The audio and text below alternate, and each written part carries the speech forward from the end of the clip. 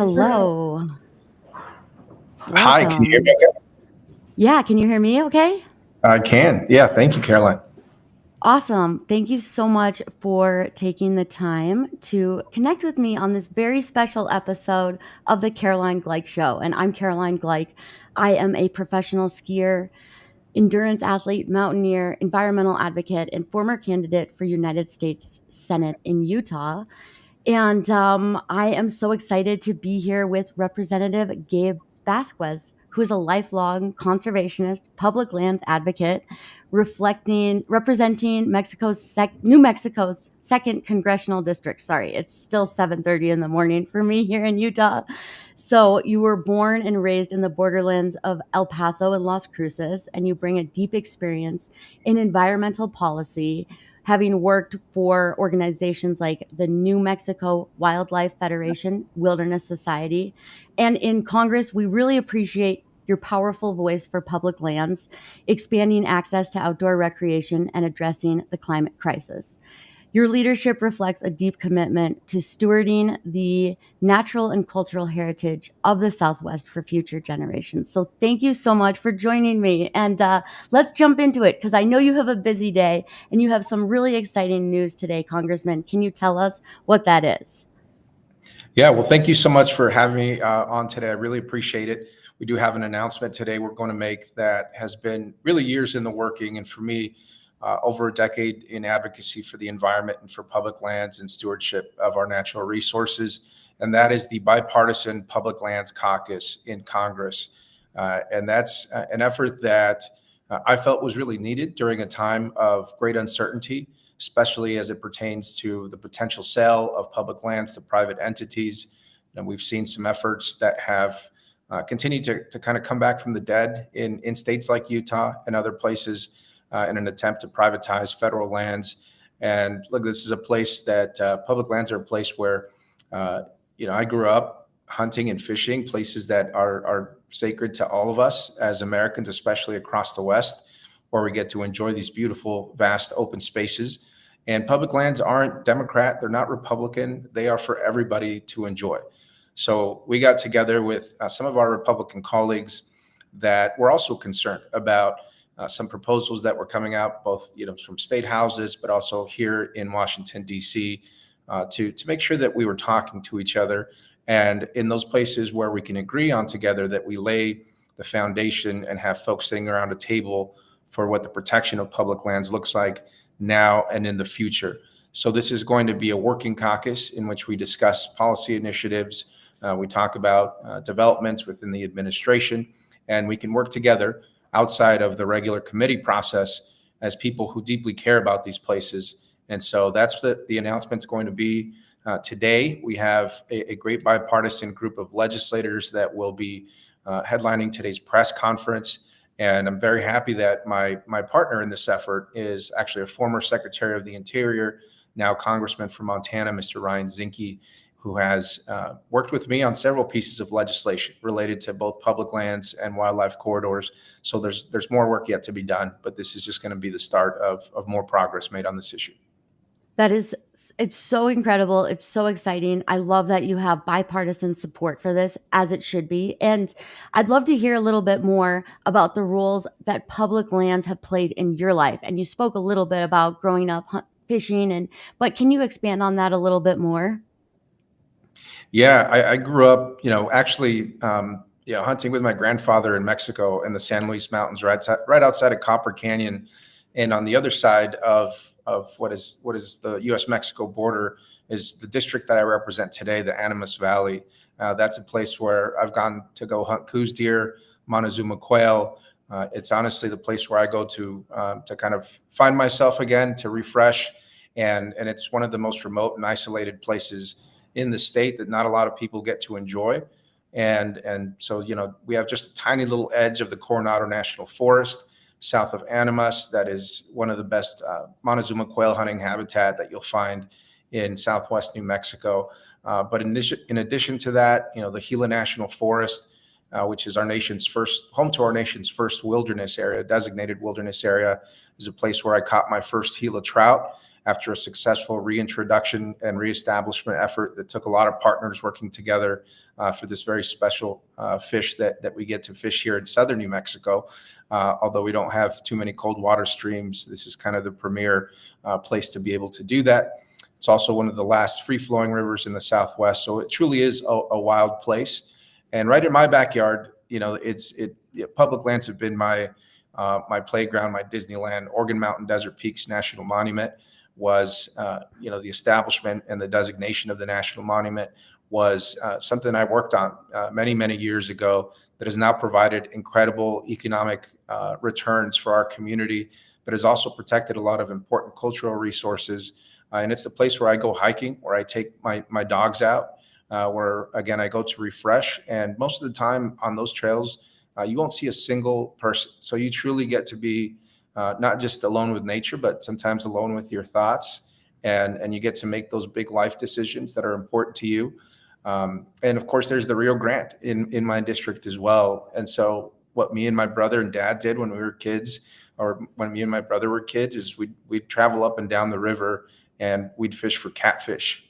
And we'd just be using chicken liver or hot dogs, and we'd go home and fry up some catfish or catch some crawfish in some of those side irrigation ditches and make crawfish tacos. So both from my formative years to later on, as an advocate for these places, public lands have played a huge role. And of course, we have White Sands National Park, Carlsbad Caverns National Park, also in my district, 3 other national forests. So it's a huge part of who I am, huge part of my district. That's so cool to hear about your experiences. And I wanted to just drop a quick reminder for folks that are tuning in to drop any questions that you might have into the chat, and also to let us know where you're tuning in from. And yeah, I just wanted to echo that because in Utah, as a kid, I really struggled with a lot of depression and anxiety and mental health issues. And even today, when things feel out of whack in my life, just getting outside, going for a hike, but then those more deeply immersive wilderness experiences, going to places like Bears Ears or Grand Staircase Escalante National Monument or our national parks, like those experiences are so restorative and they give you that energy. And as someone who loves the outdoors, I have to ask, how do you balance your love of your time in your public lands in your district with being in Washington, D.C.? Well, thank you for that, Caroline, and I appreciate it. I think about visiting Utah. That's one of the few Western states I haven't actually had some time to explore.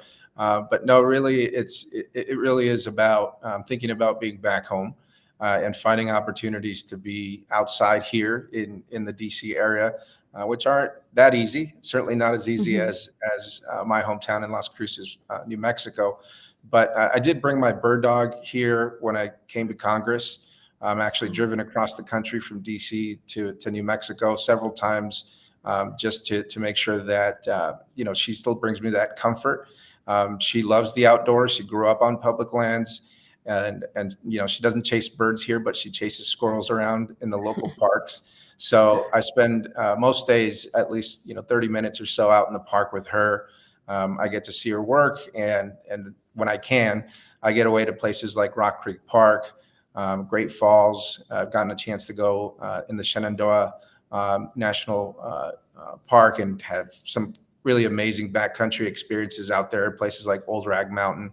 And so, we try to get out as much as we can, but it's not the same for me. I don't know the habitat, the ecosystems, the wildlife. So it's always a learning experience when I'm out here.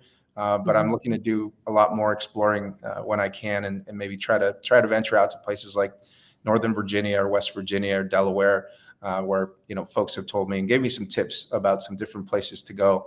And lastly, fishing on the Potomac is something I just started doing recently, and again, just trying to understand how folks fish here, what species are in the river, how I can actually have access and get out in the water. It took some time, but now that I know some places, I enjoy doing that on the weekends when I stay here.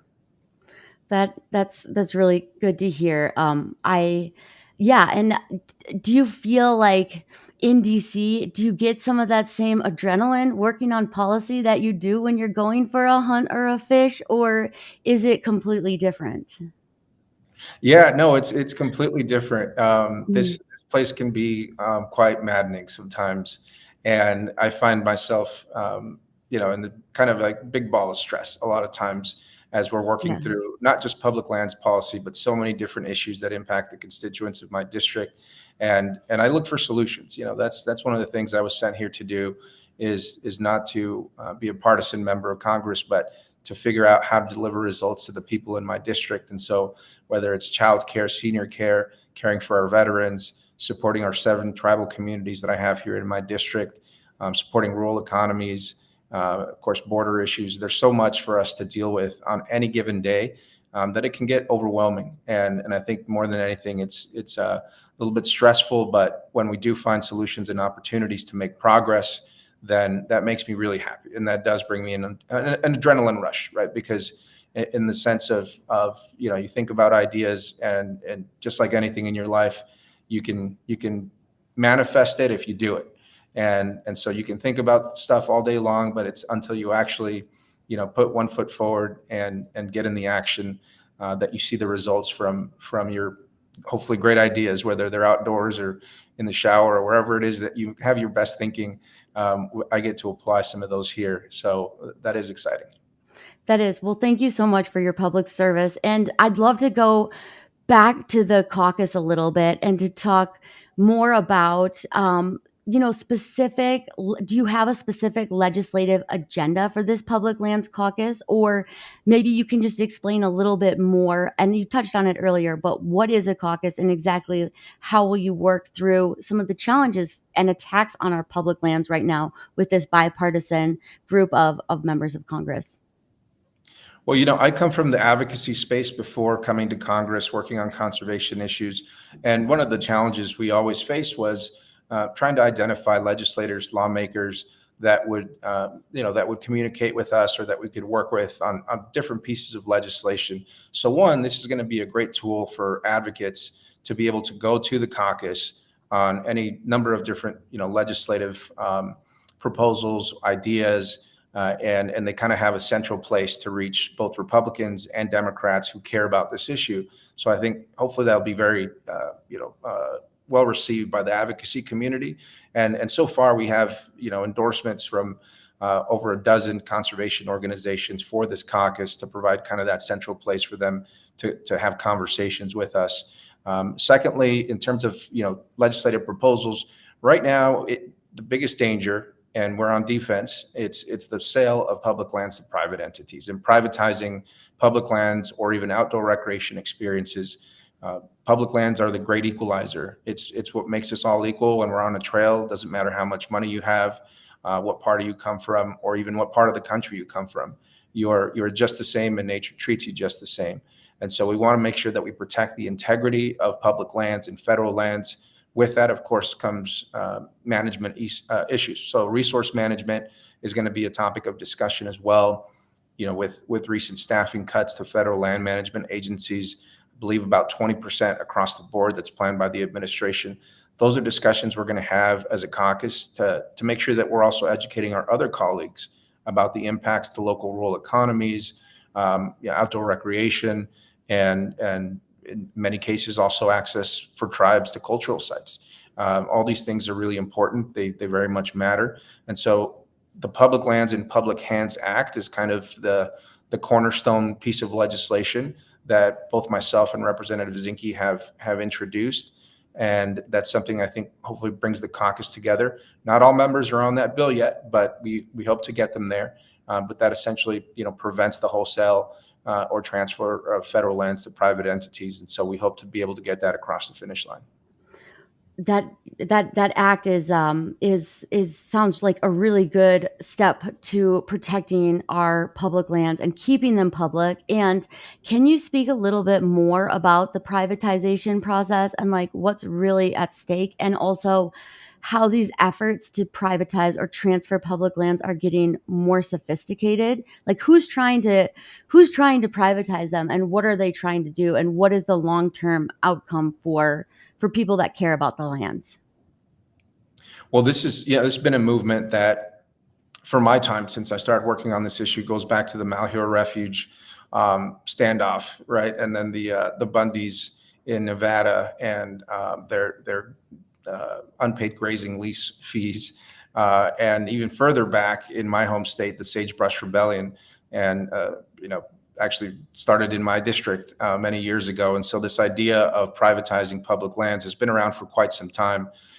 There are folks that are just hell bent on privatizing lands. And if you go to my neighboring state of Texas, where you only have 2% of the entire state that is public land, federal public land, you see how limited access is to some really special places. And you have to pay for access, whether it's a private landowner, an outfitter, or a guide. And so I think folks that perhaps want to capitalize from that industry, whether it's hunting or fishing or hiking or skiing, backcountry skiing, that they want to make you pay for it. And again, as a great equalizer for all Americans to be able to enjoy, we shouldn't do that. But we've seen attempts, especially at the state level, over the course of the last decade or so, different iterations of state bills that have been introduced to prevent or kind of put a log in the spokes or in the wheels for things like even accepting federal land donations into the public trust. And so there's been some different maneuvers and different ways that folks have tried to limit even the acquisition of new federal lands.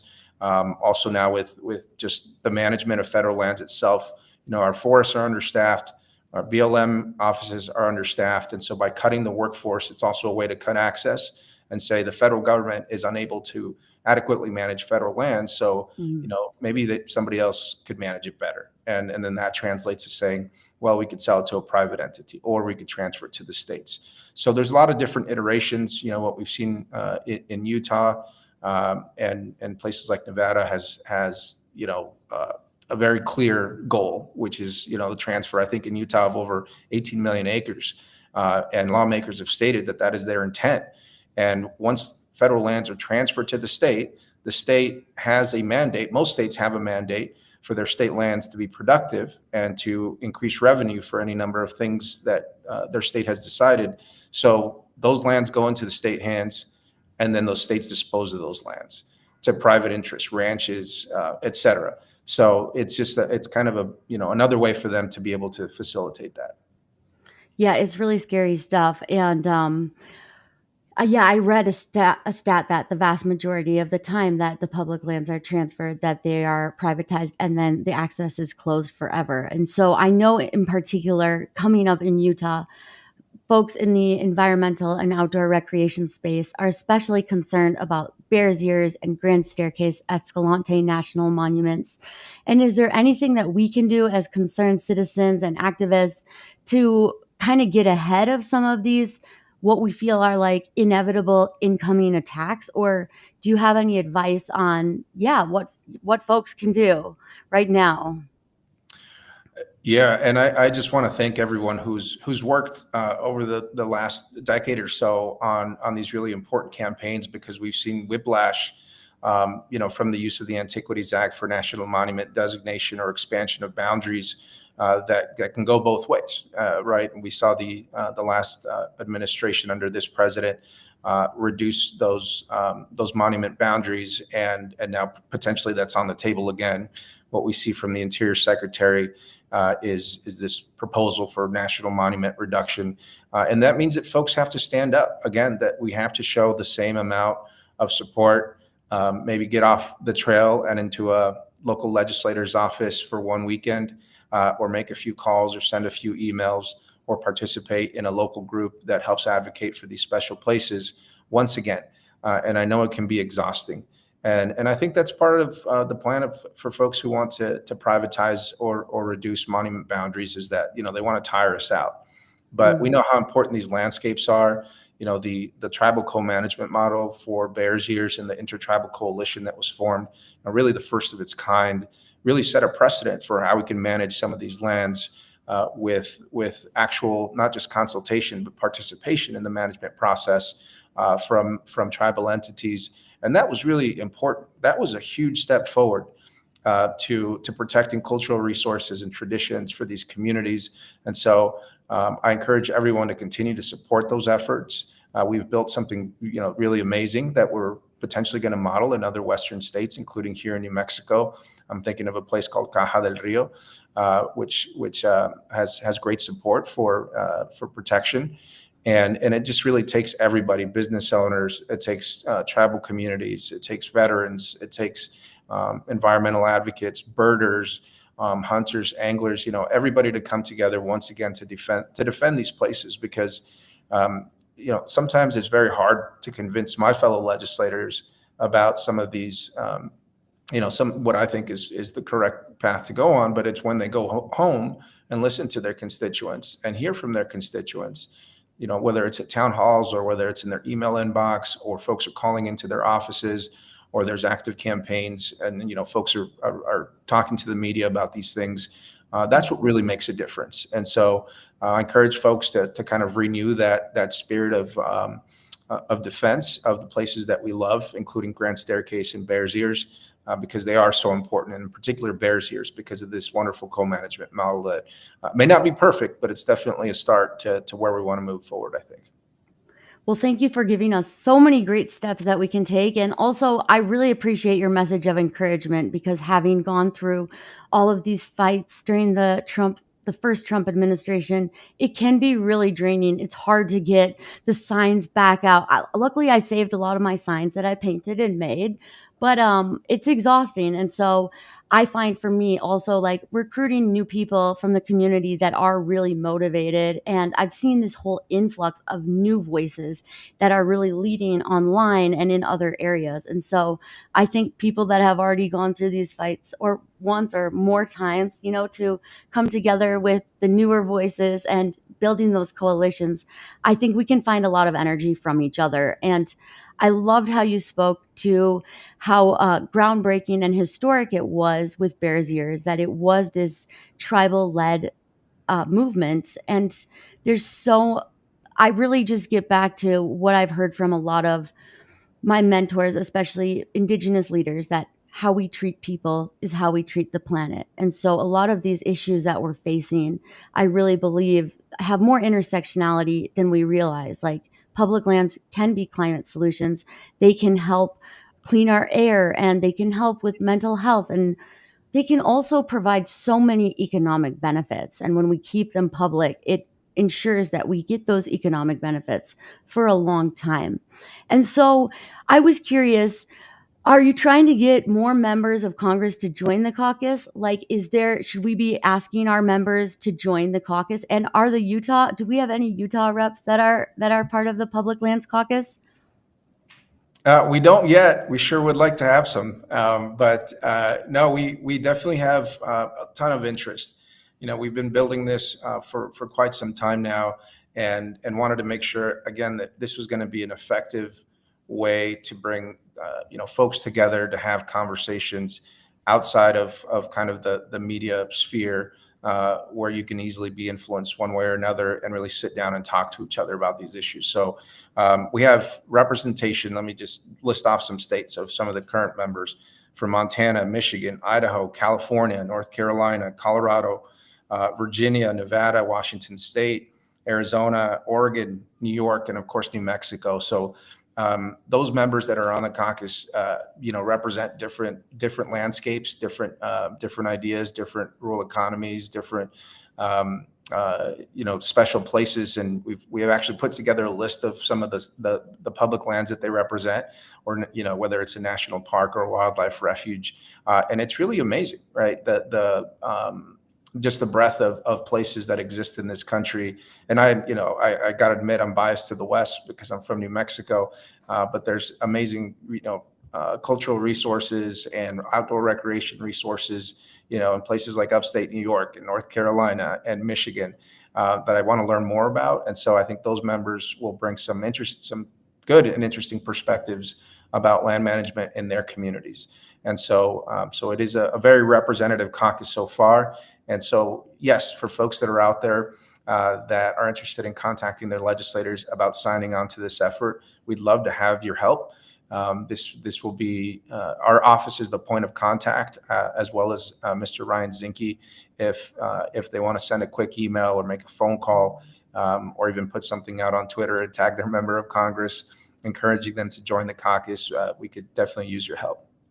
Okay, Representative Blake Moore and Representative Celeste Malloy, I'm calling on you. I think you would be great members of this caucus, and also Representative Owens and Kennedy. They all should join because this is a huge issue for Utah, especially where over 60% of our state is public land. So I really hope our Utah members of Congress will join the new Public Lands Caucus. And I was curious, are you a skier? Have you ever skied? No, I am not a skier. We don't get much snow down here, and I think we have one ski recreation area. I snowboarded once and ended up with a lot of snot on my goggles and in my hair, and it was fun, but I haven't done it since. But we do have some skiers on our staff that are pretty dang good. I did get to take Senator Heinrich on a fun ski day. One time we got to share some runs at Taos in New Mexico, which was incredible. But I would love to get out with you in the mountains sometime. So if there are ever opportunities to go for a hike or a climb, or I've never hunted, but I would be open to trying it. I don't know that I'd be very good, but I would definitely would give it a shot. So I would love to get together sometime if there are any opportunities to help support your work and your leadership with the Public Lands Caucus. And this is just such an exciting day. We are so grateful for your leadership. And, when I ran for Congress for the US Senate last year, like it really is a huge act of public service. And there's a lot of sacrifice that goes into running and serving our country as a member of Congress. So thank you so much for doing that. How many years have you been in Congress now? This is my third year.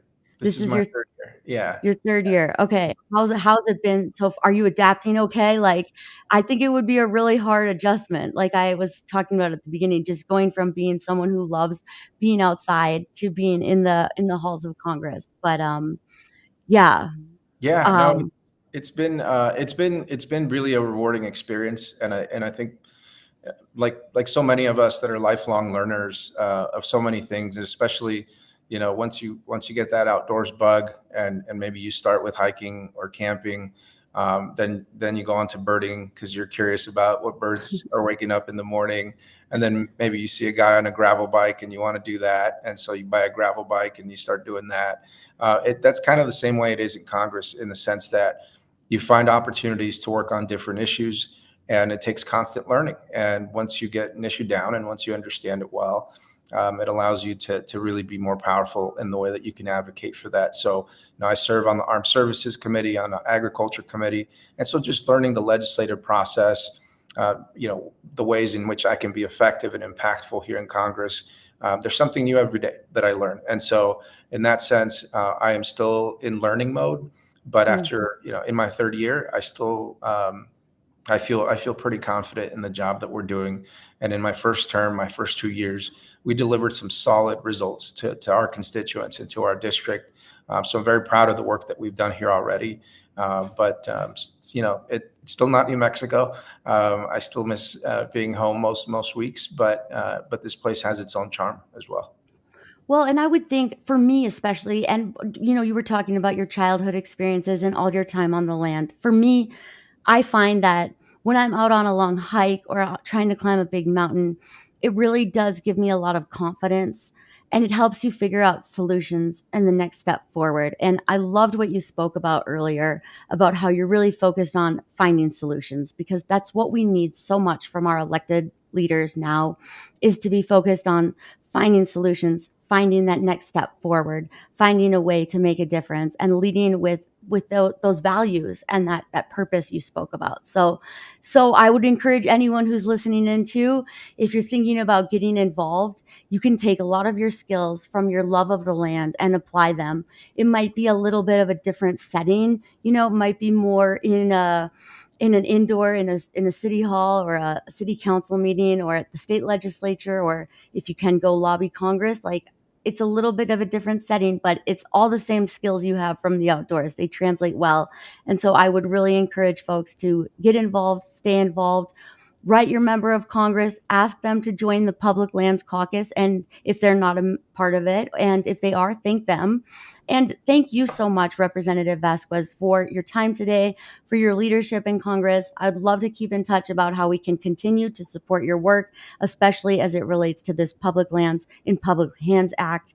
And yes, would love to be a resource anytime I can. So thank you so much for your time. And I'm so excited for today for you for this big announcement. Thank you so much, Caroline. I really appreciate your time, all your advocacy, your storytelling, you stepping up to the plate to run for office, which I think we encourage anyone who's thinking about that to take that first step forward, because that's if that's within your wheelhouse and something you've been thinking about, whether it's local office as a city councilor or county commissioner, state house or state senate, or even Congress or the Senate. We need more leaders that I think that think like us and that know how to read the water, and can also come here to Congress and read the politics and use those same transferable skills that you mentioned. So I would love to hang out with you at some point in the land of enchantment. So we'll definitely be we'll be outdoors quite a bit this year, and to help support some of our national land management agencies, our employees, highlight the importance of public lands. And I've got a whole bunch of other public lands related bills too that we're going to highlight this year, including the protection of the Gila, some water settlement acts for 3 of our pueblos here, cleanup of unexploded ordnance outside of Isleta Pueblo. I mean, you name it, we're doing a whole bunch, and we're going to continue to do that. So I'm sure there'll be an opportunity for us to hang out. But more than anything, thank you for sharing this message with your audience today. Thank you so much. It's people like you that really give me a lot of confidence that there are still really good things and good people working hard for us in DC. So really appreciate it. Have a great day. Congrats on this huge, exciting announcement, and we'll keep in touch. Sounds great. Thank you, Caroline. Thanks. Have a good one. Bye-bye. Bye.